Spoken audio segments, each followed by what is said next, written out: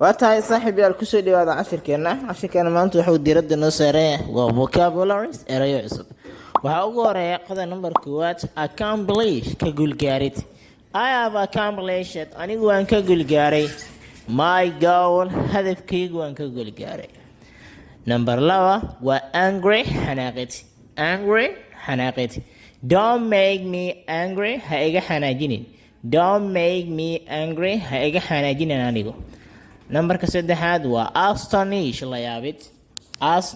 la yaabid why are you astonishing maxaad ula yaabaysaa are people dadka maxaad ula yaabaysaa why are you astonishing maxaad ula yaabaysaa other people dadka maxaad ula yaabaysaa number 4 waa appearance muuqasha la yidhaha appearance muuqaal ahaan qofka la yidhaha appearance waa muuqaal ahaan her appearance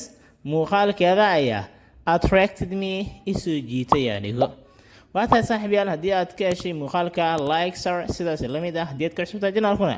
subscribe sar waxaan saaranaa wadadii aan ku gaari lahayn 1k subscribers that's it